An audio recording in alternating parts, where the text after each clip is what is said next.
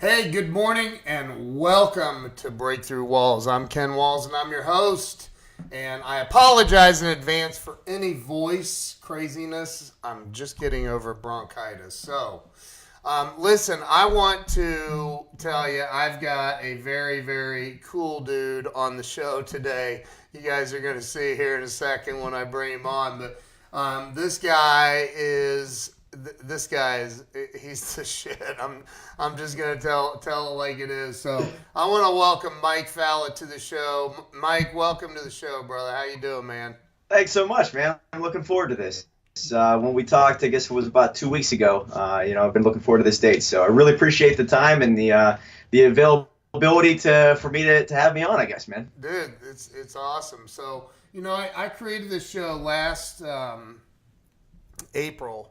And it was really, I've been incredibly blessed in life. And I thought, I want to start giving back more. And so I created this show so I could interview people. Because, look, I think that we all grow and win bigger by hearing other people's stories of hitting that wall. Because we all get stuck, every one of us, right?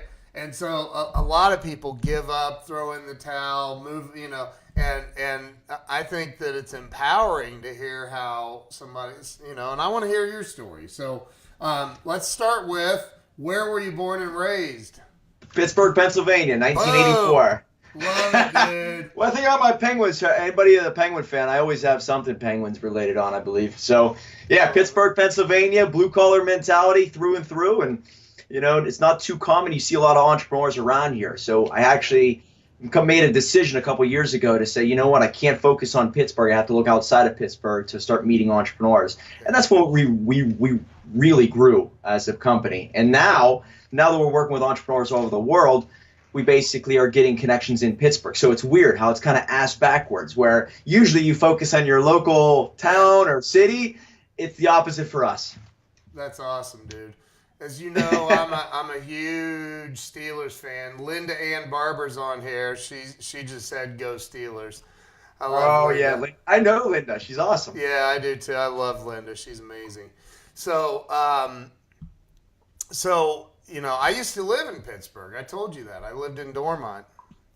That's crazy because I'm in the North Hills, which we're about 25 minutes away from Dormont, and my assistant lives in Delmont. So whenever I still have to think about the two, like Dormont, Delmont, and I was just in Dormont because I don't know if you see the company that I invested in, the Sock Ballads. All right, a sock model lives in Dormont, and so I have to go there and drop off some socks every once in a while. Oh my God, dude, that's awesome, man. That's awesome.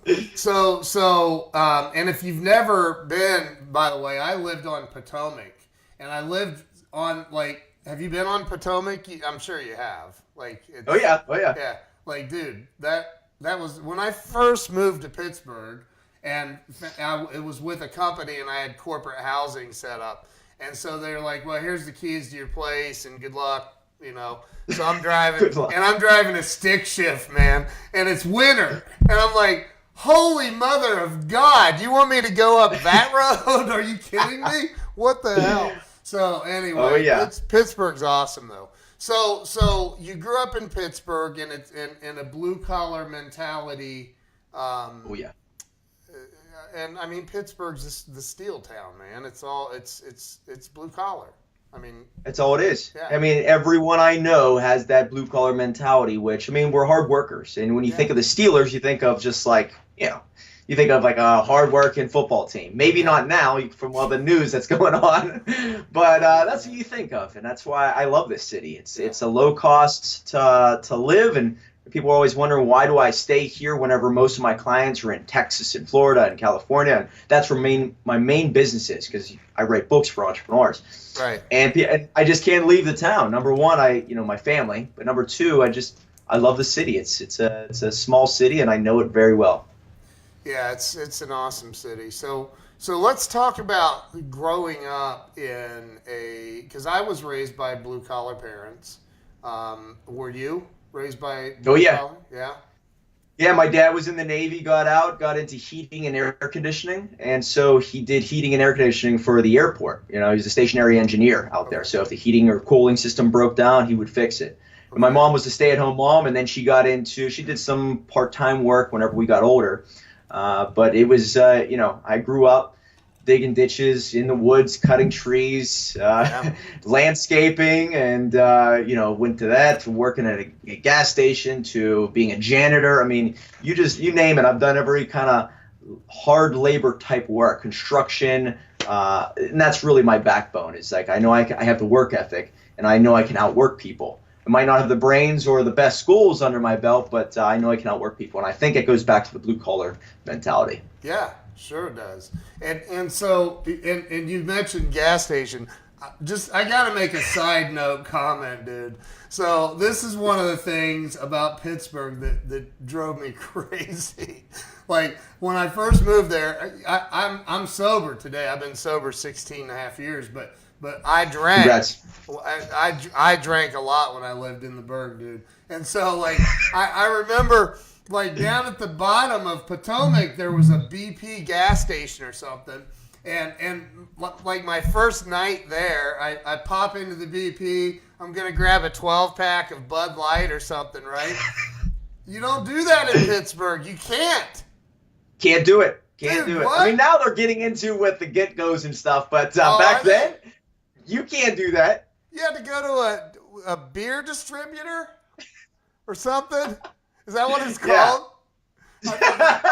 Yeah, which I worked at too. I worked at a beer distributor. But yeah, that's craziness that you go to a different state and you can just pop into a 7-Eleven and pick up a 6-pack. It's still mind-blowing. I couldn't believe it. I was like, you gotta be kidding me. So, but that's just a funny side note. If you ever move to Pittsburgh, don't stop at a gas station hoping to get some beer, because it doesn't work. But anyway, so like you were, you were raised in this blue collar mentality. What was it like growing up for you as a kid? I mean, did you always like work, or do you remember when you first started? Oh, yeah. I mean, I was always cutting grass since I was probably 12, 13, or 14. I'd always try to do something for money. I was obsessed with money when I was younger. Yeah. I was always saving it. So when I got my first job, a real W-2 job, which I still have the stub for, it was at a convenience store. And, I bought a 1988 Honda Civic hatchback for $800, which did not start in the sun. Think about this. I had a car that didn't start in the sunlight because – long story short, there's this thing underneath the dashboard. If it gets hot, it breaks apart. And so I had a car we called the Night Rider. I could only drive it at night safely. So anyway. Oh, my God. You got to be kidding me. I worked at a convenience store, and I worked nonstop. All I cared about from 9th grade, I guess it was on 9th, 10th, and even 11th, was working. Fridays, Saturdays, I would save my money. And one of the employers comes to me, actually not the employer, the boss, the owner of the company, which I didn't know really well at the time. He's a multi-millionaire. Comes down one day and he goes, why are you not cashing your paycheck? And I said, well, if I can't cash them, I mean, I didn't cash them for like 9-10 months or something like that, a long time. I saved up $5,000. And he's like, why are you not cashing the paychecks? It's screwing up the whole books with our company. And little did I know how much that really does affect things. There wasn't, ACH, direct deposit. Right. And so he says, you mean to tell me as a 16-year-old kid, you're not even spending money because you're so afraid of losing it? I'm like, yeah, well, I want to make enough money so I could be, financially set someday.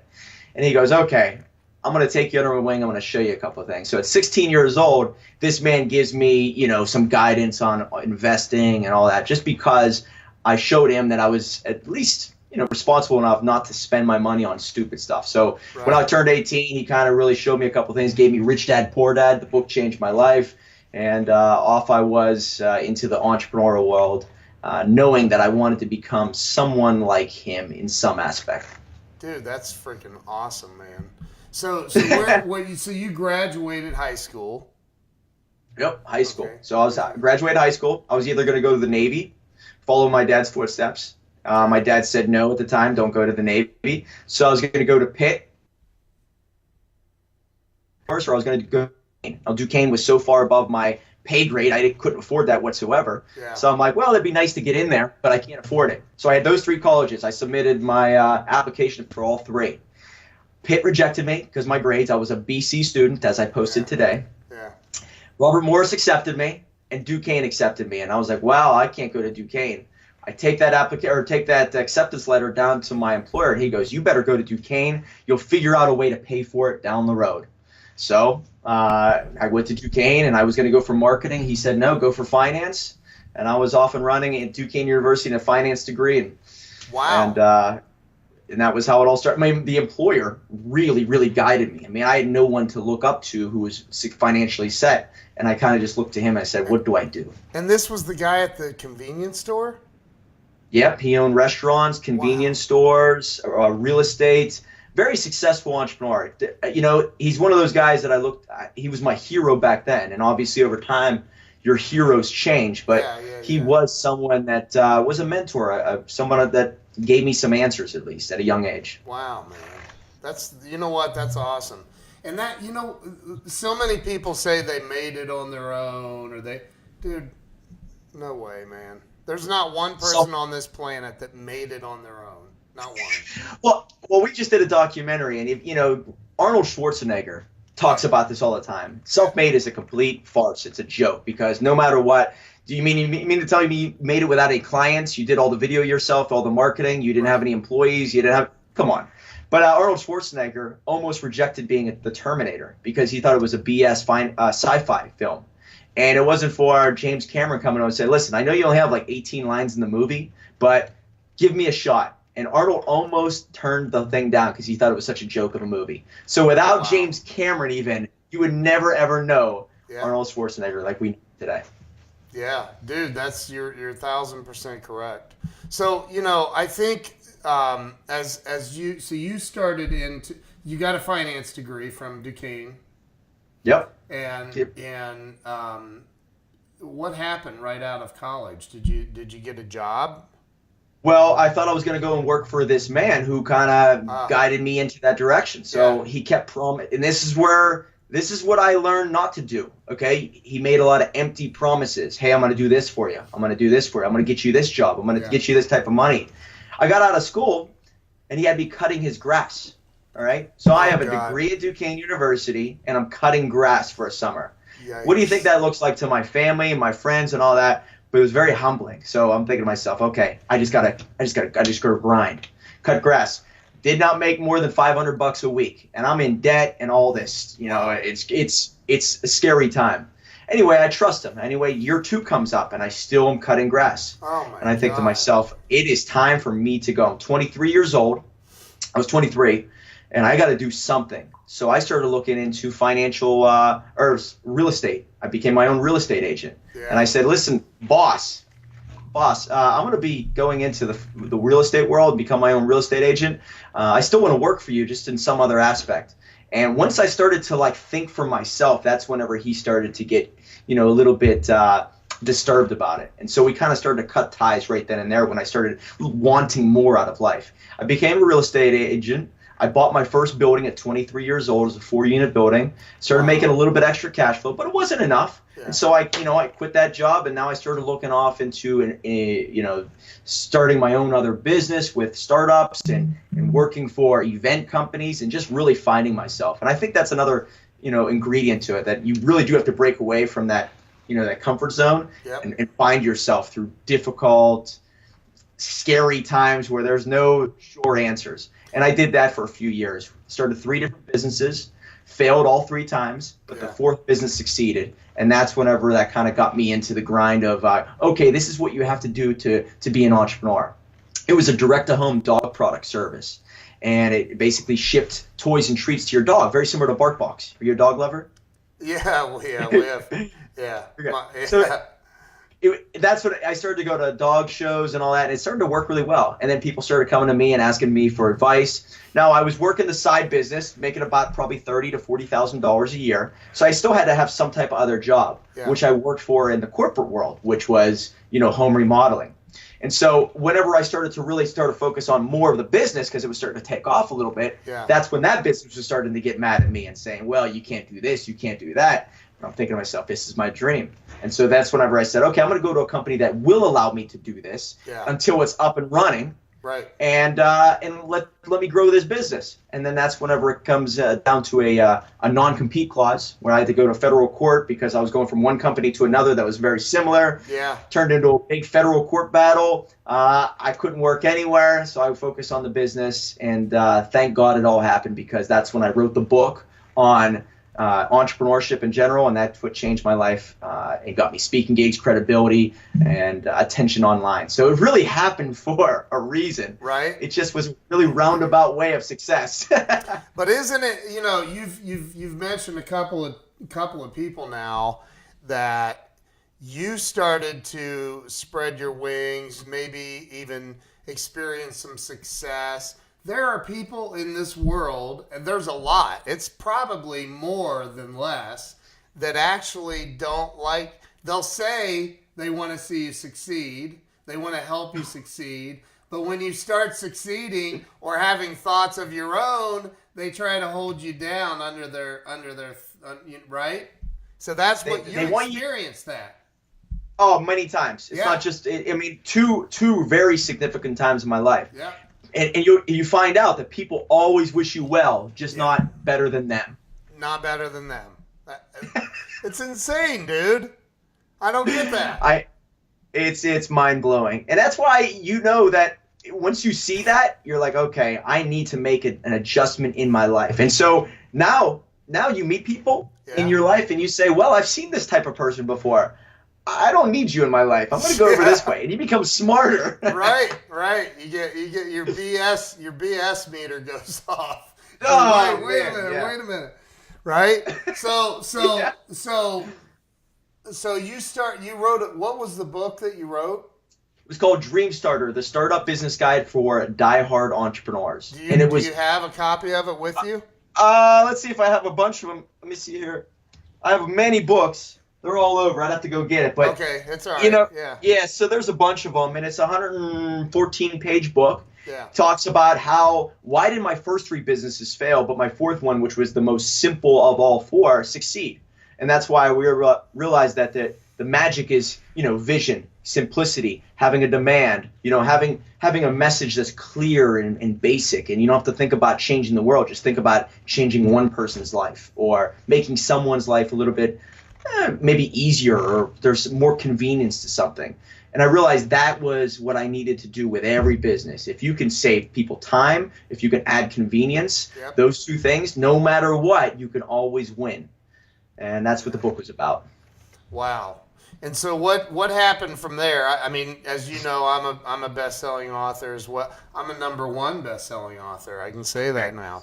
Very nice. So, but what happened for you from that moment forward? Because I know how that things just start, right?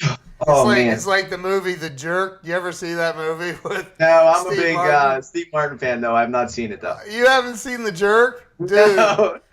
Dude, you're only 3 hours from me. You need to come over. We'll throw it up on the TV.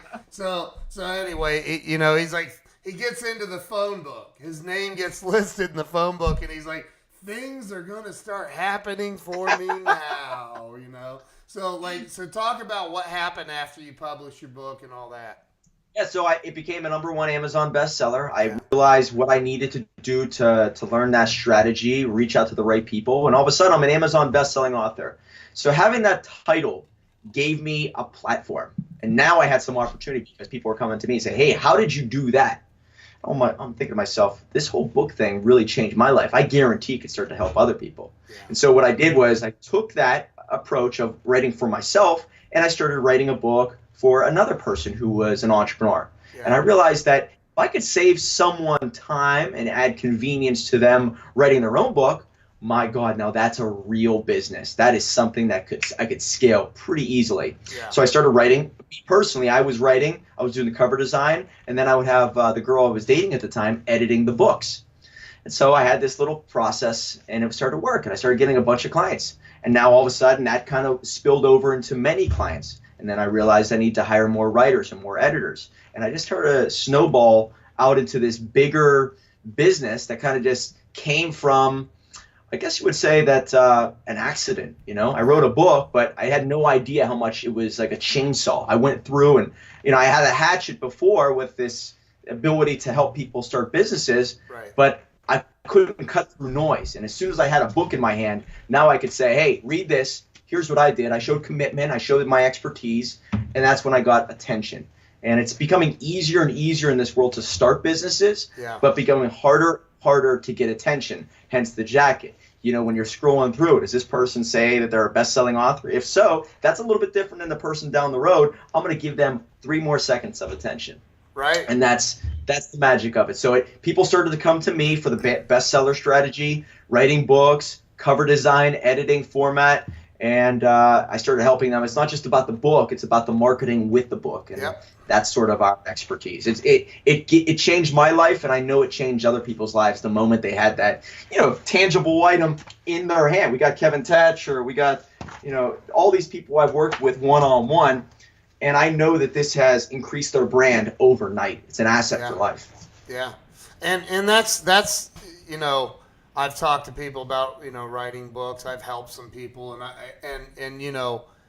I'm like, don't think for a minute that you're going to get rich selling books on Amazon, because that's not the purpose, right? Right. That's not the purpose. Thanks for saying that. Yeah, I mean, I don't get me wrong. I made a couple $1,000s in the first month, right? Because you're pushing so hard at first, but dude, that's not getting rich. It's a really, really cool business card to have, though. Oh my God, yeah. So people come to me and say, hey, do you think this story is going to sell? And I said, whoa. You could have the greatest story in the world. That doesn't mean it's going to sell. That's right. It's how you use it is actually the magical, piece to if you're going to be successful or not. So content's great. It's phenomenal. It's going to, affect other people's lives. It's going to build relationships with your readers.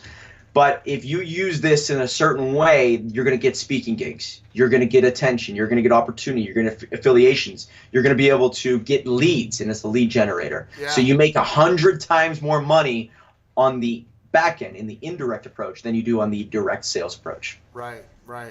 So you've helped a lot of people write their books. About 150. Yeah, and I know you're helping my buddy Brian Hess. Brian Hess, man. He's a good guy. Brian, Pittsburgh. He's blue collar AF also. I know. I love that dude, man.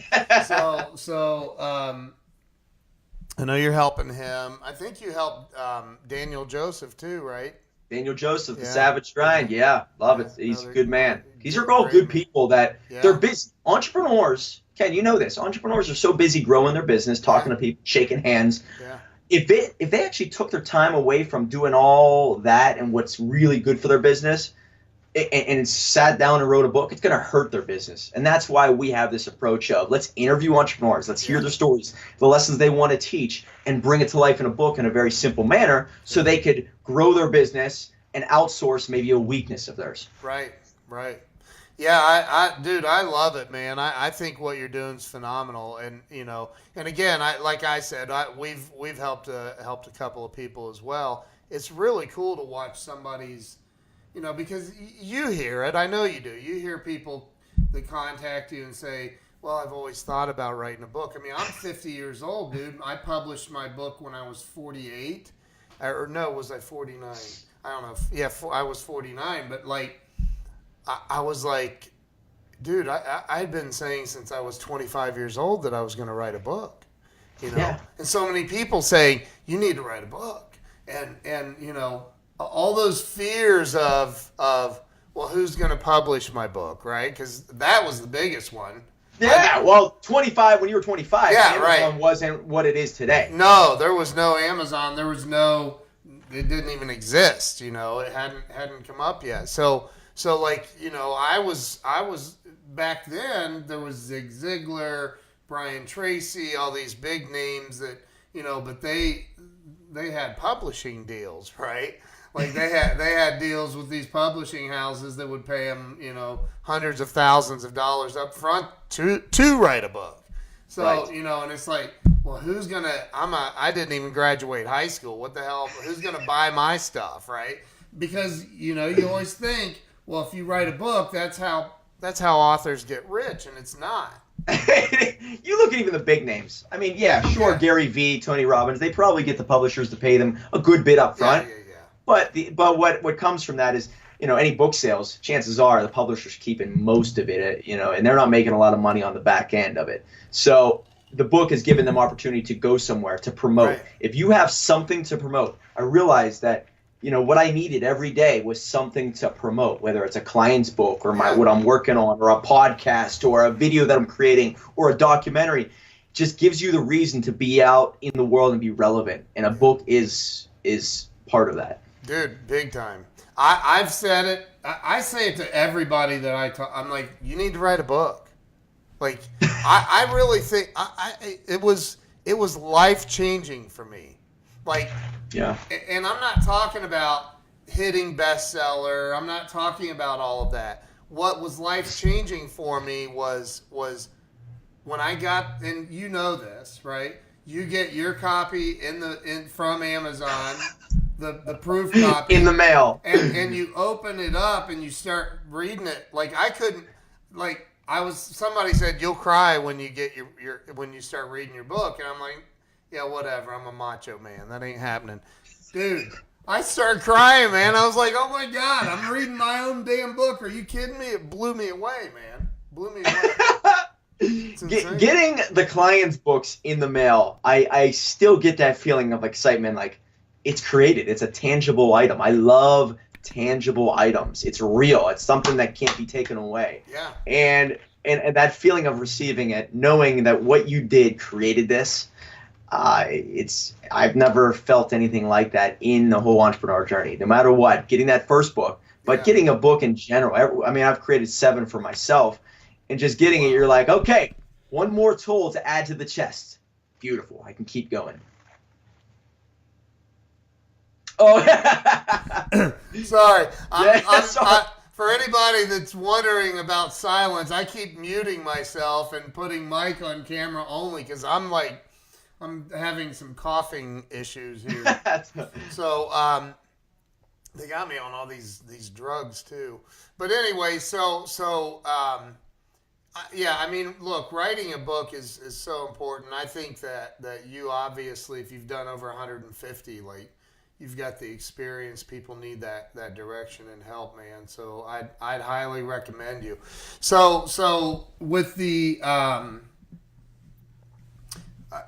one of the things that I like to ask, because, like, I mean, we went through your childhood, your schooling, and all that really fast. Normally, I dig a little bit deeper because, look, you made it sound like everything was easy peasy, no problems in childhood, everything was perfect. Yeah. You never got in any trouble. You got a finance degree from Harvard, and I'm kidding. I mean, we went through it so fast, and it was like, wow, this guy's just like, this privileged white dude over in Pittsburgh. Yeah, right.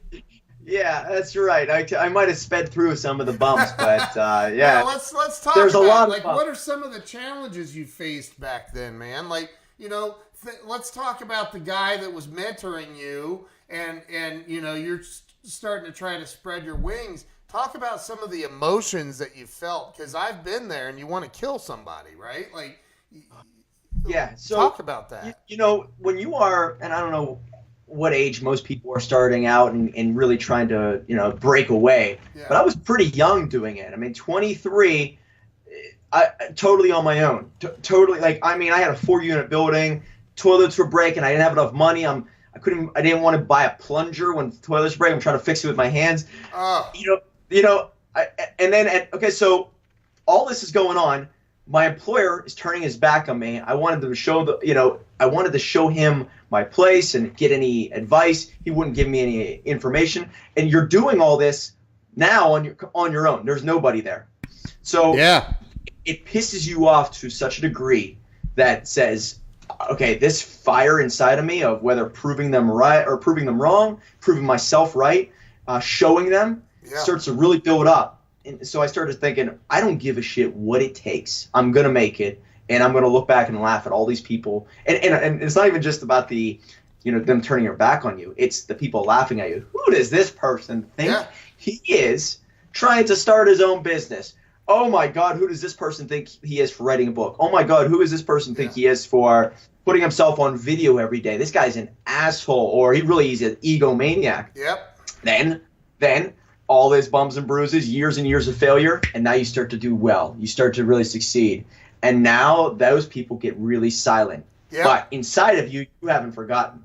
Right. So you get a little bit louder around them. You remember that? I remember when you remember whenever you did this, and this, but you don't want to say it, but you make more money than them, and they laughed at you for starting a business. And so let me ask you this question. I kind of, well, I don't know the answer for you. I think it's very common among all successful entrepreneurs, but were some of those people like close family members? Yeah, I would say I wouldn't say family, because family. I'm sure the family. There's no doubt about it. I never felt heat from the family, but I know that they were like, "What?" They would text me, "What are you doing? What the hell? Right. Why would you do that? What?" So I knew that there was like this underlying joke. I knew that, but there was never like a fight, because I would never let that bother me. Yeah. There was more friends. I would say more friends than family. Yeah. But the family was definitely silent whenever I was doing all these. I guess I would say odd. I mean, entrepreneurs are odd. We're strange. We're weird. We're the ones that put themselves on the line to do and try to chase something only we can see. So I could see how it can be weird to many people. It's just that it's worth it to me. So I was willing to accept that. I think a lot of people are unwilling to go through those times of looking like an idiot in front of your friends and family. I mean, dude, look, the bottom line is there's like, I've done it where it makes no logical sense at all. Even to me. On paper, no sense. Like, even to me. Like, what the hell am I doing this? Why am I doing this? Right? But, like, there's something inside of an entrepreneur that just, like, says, because you have to. Ken, here's a perfect example. And I think a lot of people could not do this. Maybe some, but not all. I would work at a gym from 5 a.m. till 9 a.m., okay? I have a college degree. I've worked at a gym for, like, $10 an hour, maybe $8-9 an hour, I think, from 5 to 9. Then I would work from 9 to about 6 or 7 at my startup. We rented an office down in Southside Pittsburgh, Pennsylvania, had interns from Duquesne University. I'd go back and say, hey, I need interns to help us out. So we had a bunch of interns come in, try to help us grow this startup business. Total failure.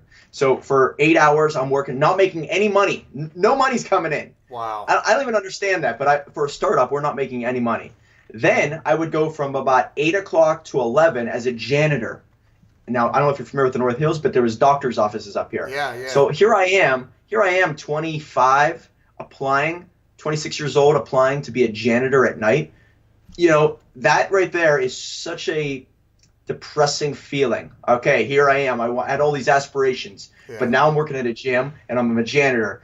Think about what your family thinks of you, your friends, any girl you date. You can't tell them you are a janitor at night 5 days a week. Right.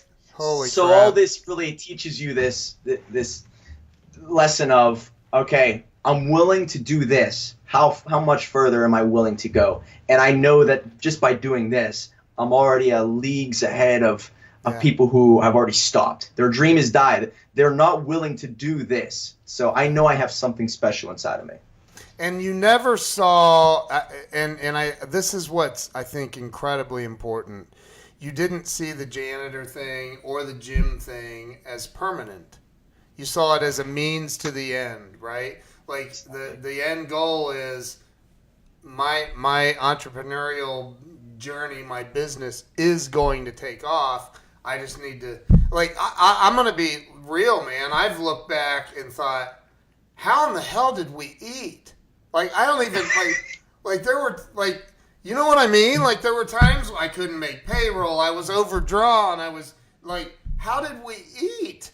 I don't know how we ate, like, food. Like, you know what I mean? Have you ever done that? Like, look back and thought, how am I not dead? Well, I lived off of eggs and bananas for about 2 years. Eggs and bananas. That's the cheapest way to live, by the way. Anybody out there starving? Yeah. You can make eggs. That'll last you a long time. You only have to need a couple bucks. But going into a food land with change, you know, and it's very easy, by the way, Ken. I could have just thrown in the towel and got a job paying $50,000 a year. That would have been easy. That's an easy way out. Yep. But I would have killed myself because it's not where I wanted to be. And I know that you really do have to go through those crazy times to have a better story in the end. But that's the essential part, is sometimes you really have to dip down lower than you really want to. And that's what makes you more successful in the end. So, yeah, how do you get through those darkest days? I don't know, but you do. You're a survivor. Survivor. Yeah. Ramen noodles and Parmesan cheese. Yeah, you can live. I used to get so creative with ramen noodles, man. Like, how many ways can you make? You can chop up hot dogs and put them in there. It's crazy. Well, and once you start to have a little bit of freedom, I mean, we finally broke $300,000 basically in 1 year. And once you start to get a little bit of freedom, now I'm thinking to myself, now I want to get my life back. What do I want to do? So you think of all those things that you sacrificed. I'm telling you, dating goes out the door. Yep.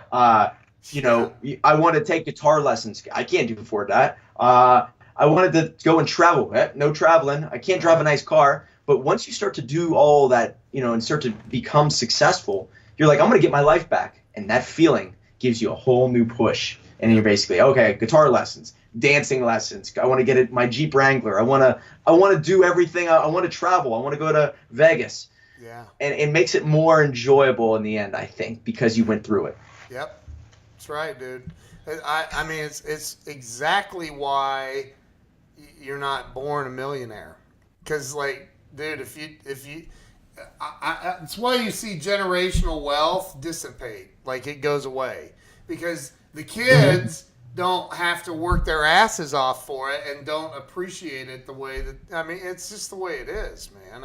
You know, it's not, I'm not judging by any stretch. Right. Well, you know, it would have been nice to have it in the beginning. You know, I respect those people who do have it, but they still have the work ethic. Yeah. There are people out there who are born millionaires and they have the work ethic. I agree. I don't know if I would be that way. I'll be honest. Yeah. But the fact of, you know, my phrase started from zero. I don't have any hats around here. But the phrase that changed my business was started from zero. And that's what, you know, related with a lot of my audience.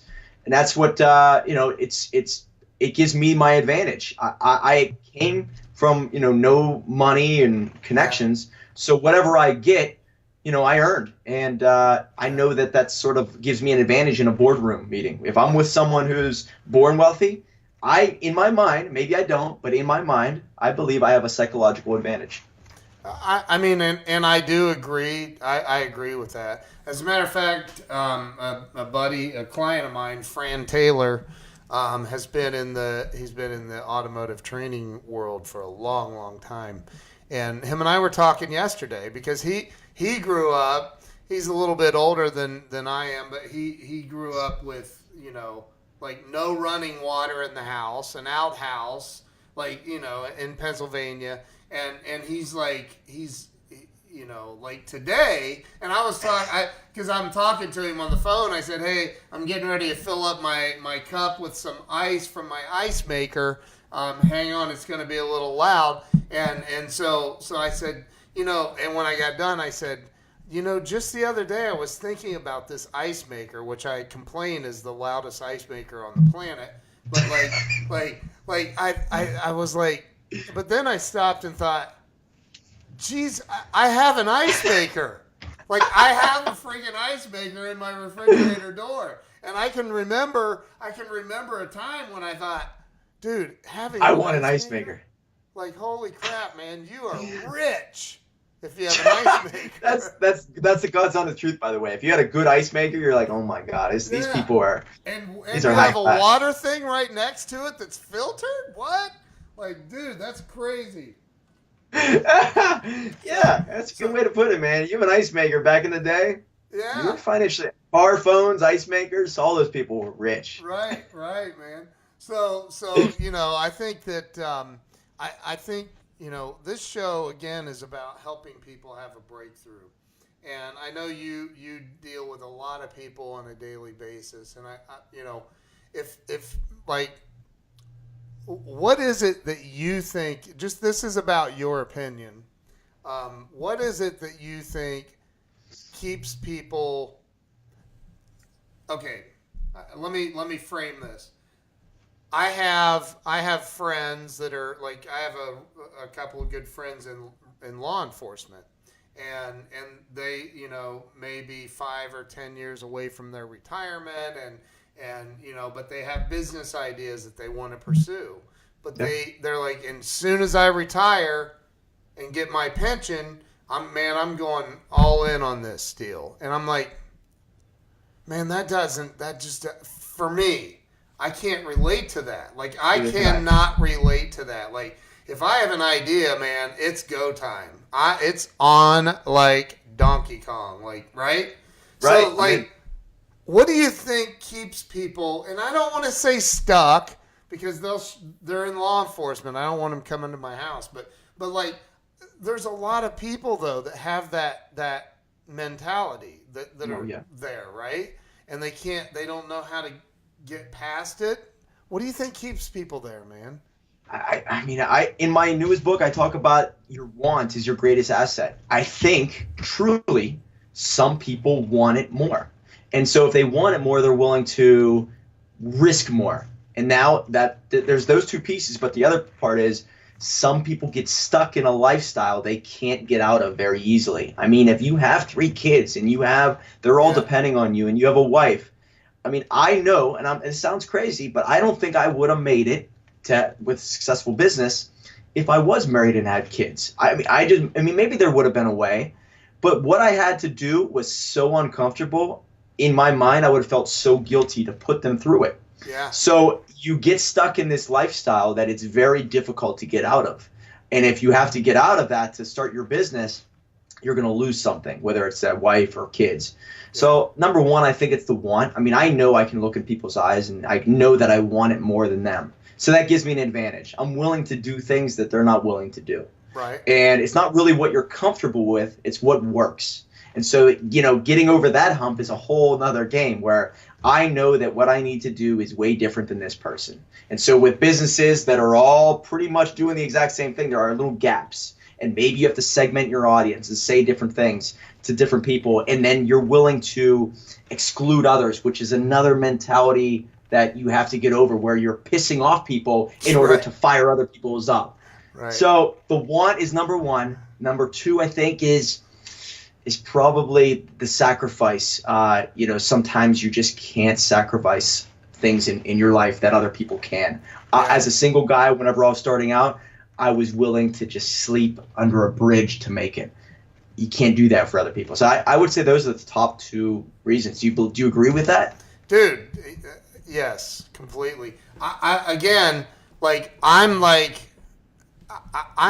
not afraid of losing everything, and maybe it's because I didn't have anything growing up, right? Or I've lost everything several times and got it all back. I don't know. I don't know what that is, but I think that people do get stuck, and you're right, man. That lifestyle, they get stuck there, and like, all the what ifs that doesn't work out kick in, right? You're making $80,000 a year as a cop or a whatever. It doesn't matter what is, a nurse or whatever. And the thought of going from that to, I might get a paycheck if I sell something or whatever, right? Like, it's not even just the fact of you failing, but it's It's Right. other people seeing you fail. It's other Oh. people counting on you. And I this was something I talked about before, but with a client recently, removing the safety net Yeah. and burning bridges. We're not burning bridges, but burning the boats, I guess you could say. Yeah. It's part of me. I believe that, if something doesn't work out or whatever, you shut the door, you never go back. Because if there is a bridge or if there's a path, you're more than likely to go back. I don't want to go back to that job ever again. So you know what? I don't care. I'm on my way. I'm going forward. And if you have a path backwards, you always retreat. So removing that safety net and saying it's do or die. And I think that there's something inside of a person, and I don't know if you can quantify it or if it's just, I'm a Leo. I know I'm born in August. I'm willing to put myself out there and be judged a little easier. I don't know what it is, but being able to say, I'm going to do this or I'm going to die doing it is something that, it might be a trait. I don't know if it's learned, but I have it in me. And most entrepreneurs that I meet with, and I don't care what, we have a bunch of books here. All these people, they all have adversity in their life, but they're willing to die doing what they love rather than living with something that they don't love, I guess. Dude, I love that, man. I love that. So if and I ask every guest this question. My wife's on here, by the way. She's typing her notes of everything you're saying. So I ask everybody this same question. If somebody called you up and they said, dude, everything is... Yep, there you go. Can you hear me? I think Yep, there you go. You cut out first. I think it was the internet. We had an internet Yeah. hiccup. Somebody calls you up and they say, man, things just aren't working out for me. I'm broke. I can't figure it out. Can't feed my kids. They're shutting the electric off tomorrow. My car was repoed. By the way, I had my car repoed in front of a bunch of employees once. That was cool. Oh, jeez. Oh, man. Dude, talk about a bad day. Holy crap. I was like, it's okay. I pay my bills. Except for the car payment. But yeah, you made a mistake. Yeah, you made a mistake. Get my car off your tow truck, dude. But but they call and hey, my car was repoed, shutting off the electric. I don't know what to do. It's not working out. What are you gonna? Because you and I know that it starts right there. It's right there, man. All it takes is making the decision to quit being I'll hold up Grant Cardone's bracelet. Don't be that anymore. And right, like it takes making the decision to make a change. But what do you say to that person in that moment who's can't even buy ramen noodles? Is this from a failed business, or are they stuck doing something that's not the failed business? Yeah, I don't know. Okay. Either. Oh, well, I was there. First off, I would tell them, number one, I don't give advice without telling you I did it. Right. So the threat of credit hitting max levels, them shutting off electric, trust me, this has happened many times before. Yeah. Willing to hurt your credit score. My God, people always said, oh my God, you don't want to take on debt because you're going to hurt your credit score. If I didn't take on debt, I got to work for someone else. My dream's dead. What's the point of this whole credit score? Right. You can always fix it. Everything can be fixed. Yeah. Electric's getting shut off? Okay, use that. All right, so that's good. Yeah. You have now a reason to push harder than ever before. You have to get creative. You have to do certain things. Use all this. Okay, being clever and working for someone else got you to this point, sir, right? Yep. How did that work out for you? Now's the time to kind of, transform. Talk about even Marilyn Monroe going through this transformation period in my documentary. And basically, it's a rebirth. When something like that happens and you're at this crossroads and getting your electrics cut out or car towed away or people threatening, my mortgage was behind for 2 months for about a year and a half. That right there, some people are not willing to accept that. I'm willing to say, listen, I'm getting bill collectors call me. I don't care. I'm going to make it. I'll get you paid. Don't worry about it. Yeah. But that all gave me motivation to either wake up earlier or stay later or get smarter. Yeah. And I think it's the third thing that really allowed me to succeed. I just got smarter working. I didn't let people screw me over. I didn't let people cut me down in price. Because anytime someone says, you know what, can I do it for a little bit lower price than you? I think back, boom, electric bill. I think back to all those times that all this stuff was happening, and something fires me up and says, you want to keep me poor? Is that what you want to do? I'm never going to let that happen again. So I fight a little bit harder. So every time someone comes to me and says, man, all this is happening, I said, I was there, but use it as fuel, get smarter, work harder, but also take bigger risks. And if anybody out there is doing something like you got to stand out and be a little bit different. And think about being broke for the rest of your life. Are you willing to put yourself out there and stand out a little bit more? Is that pain of growing going to be worse than actually being, broke and not having any options? So I think of, I tell them to outweigh, the greater good over the pain of maybe living a stagnant life. So it's sort of like analyzing your situation, but I think that using all that as a motivating piece to pushing yourself even harder than you thought you could even go. Wow, dude. That might be the best answer I've gotten on that question. That you're 1,000% right, man. You gotta get smarter. I'm gonna tell you, like, it's not about. I mean, look, I work hard. Ask my wife. I work 16-hour days quite often, like sitting in this office. And I'm blessed to have a wife that like, she's an entrepreneur. Well, she wasn't an entrepreneur, but she is now, and she gets it. She just stands behind it, and Very nice. She's amazing, right? So, but like, I think that figuring it makes you smarter. It really does. It does. It's not about, like, you don't necessarily have to work harder. Like, well, I'm glad you bring that up. People say, well, do you wake up at 4 a.m. and work till 11 o'clock at night?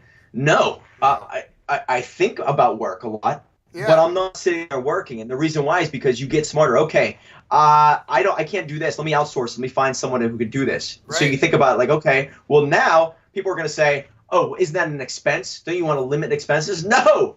You want to find people to basically offset some of the things that take a long time, so you can focus on being the income producer, the revenue stream, the one that's out there growing the business. Yep. And so you work smarter and you do certain things because you know that I have to grow it rather than just stay at a certain spot. Once I hit a plateau, I'm thinking to myself, I need to make a move. I need to buy something. I need to invest in a person because I can't stay here. I need to keep going up. Wow, dude, I love that, man. So let's talk about real quick, because I can't even believe we're at the end of the hour. That's insane, bro. Crazy. That went like that, didn't it? Yeah, I thought it was a half hour already. Jeez. No, we're at 53 minutes, bro. So all right, so that's crazy. So let's talk about. I want to get to how people can follow you and all that, but let's talk about what you do specifically in your business to help people. What is it? How can you help the average Joe out there that's punching a clock every day or whatever? What is it that you can do to help people? Well, I get their thoughts out of their head down on a piece of paper into a professional book in 30 days. I get them the cover design. I get their thoughts out and clarified. So it's not just about getting their words out of their head. I mean, you can use a program to do that. Yeah. But what I do is I keep them on a guide rail with a Q&A. And through 4 hours of a conversation, I'm able to say, what's the essential surface level piece of their brain that they need to tell their audience? I don't want deep level stuff. I want stuff that if someone were to stop them on the street or on stage and ask them a question, who are they? What do they know? How can they help the person? And therefore, if someone's able to read the book or see them in person, it's synonymous. I mean, it's dead on exactly the same. So what I do is I get their stories and their lessons out to the audience in a very clear, concise, and professional manner without taking a lot of time from the author. 4-hour conversation turns into a 120-page book. The author gets 2 edit run-throughs to make any tweaks and changes. It's almost as if we create a painting that's 80 or 90% done, and then they go through and put their final strokes on it to really make it theirs. Every book is custom made. There's no template. It's all based off of their lessons, their stories, and what they want to teach their people. Maybe they're already teaching already with a course or some type of program, but we're just doing it in a way that makes it entertaining to read. Story, lesson, takeaway. Story, lesson, takeaway. 15 times throughout the book, it's your 120 pages. And then we take that book, give them 20, 30 different cover designs. You know, I have many different designers. We give that to them. They make any changes, make sure they're happy with it. Cover's done, book's done. And then we upload to Amazon. And then we also do the bestseller strategy. So at the end of all this, what I do is get them a book so they can use to grow their brand and get more attention. And I always talk about attention is the end product, and that's what we're trying to sell. Love that, dude. Holy crap. So how much? $7,500, half down, half upon completion, 30 days later. Or if you want a 40-page booklet, which we're doing now for free plus shipping. So this is what we found out to be better lead generators, these little booklets. The hero booklet. So we could do a 40-page booklet, 4x6, very similar to the Millionaire booklet by Grant Cardone. People have been asking for this for years. I just finally figured out a way how to do it and scale it. And this is $3,750. Dude, that's freaking awesome, man. What's that book? What's that one called that you're holding? This is called the Hero booklet. Now, you were asking about the jacket before. So red is like my color because it's my favorite color, but it's also, you know, passion, energy. And when I started to do certain things with red, it was sort of a symbol of being loud. And I used to give clients Steve Madden red high heel pumps. I used to do sunglasses. I did hats before. And once I started to put red with, like, you know, my jacket, it was sort of like my trademark. And so that's why you see this is like this book is, you see the red there to highlight it, but it's all about chasing the hero, your own hero, and becoming that person. 10 years ago, if you were to say, hey, who's your hero, Mike, while I'm working as a janitor, I would say, hey, some guy who has a successful business, can travel whenever he wants, drives a Jeep Wrangler, dated the dream girl, and does incredible things working with entrepreneurs. So I was able to do that. Now my vision of a hero is a little bit different, but it's all about chasing that person. So this book helps you define who your hero is, what you need to do to get out of that job, start a business. And it all starts with the business, by the way. It's not. I think the mindset's important, but you need to get a business so you can make money doing something that you love and what you're good at to really expound on other parts of your life. And that's what this book will help you do. Start becoming the hero of your own story by, you know, starting your business. Wow, dude. How old are you? 34. Good Lord, man. Whatever. Gotta go. Bye. See ya. I'm kidding. That's insane, dude. You're 34 years old. Holy crap. 16 years. So smart, though, man. And my wife just said that, too. So, dude, that's so smart. Everything you just said. So the how can everybody follow you? What's your website and all that? Well, people still think my website is, I don't even want to say the first one because it's an older website, but Dreamstarters Publishing is my main website. There's another one out there called Dreamstarters University, but that is only kept up for SEO purposes. My web guy will not allow me to take it down due to its power. But dreamstarterspublishing.com, take a look at everything, and then you'll be able to find me on Instagram at The Dreamstarter. Okay. And then you can always find me on Facebook, obviously, at Mike Fallat. And those are the two best ways to get a hold of me. And then obviously through the website, any email goes directly to me. My operation is 5 women writers. They're all women writers. I have 1 assistant and me, and then many designers all across the world. So anytime you do business with anything regarding my company, you only deal with me at this time. Wow, dude. I just put it up, dreamstarterspublishing.com. I have some people on here putting it in the stream, so thank you guys. Anybody that's dropped it in the stream, thank you. Thank you. So, wow. Mike Fallat. Dude, you might be my new hero, bro. Well, ever since I started to invest in a sock company, you'll see that there's a lot of stock models around. And I've been getting a lot of messages from guys saying, hey, you officially became my hero.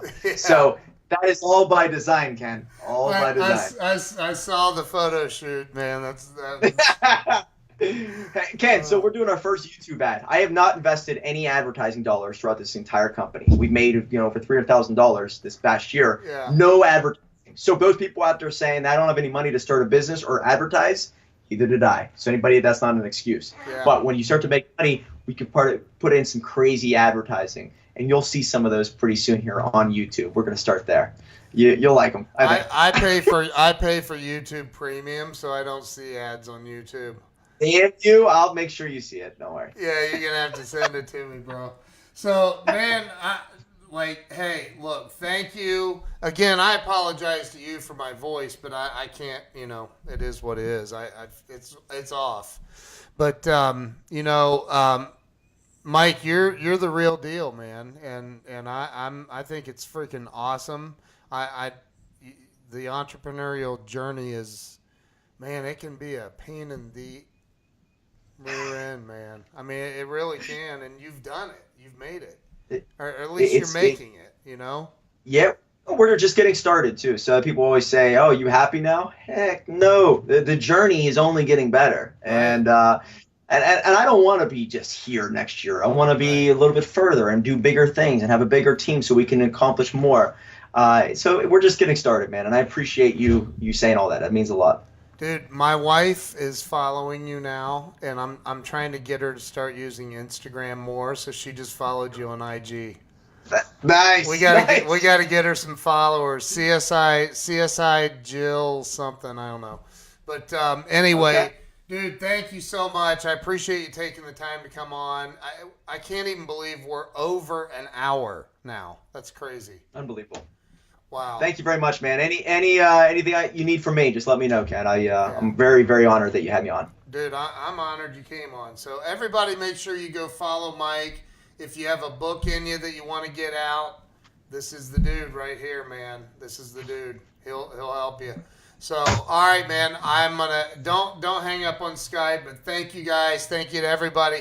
A lot of people shared this out, so thank you for that. Y'all rock. And we'll see you guys very, very soon. Peace. Have a great day.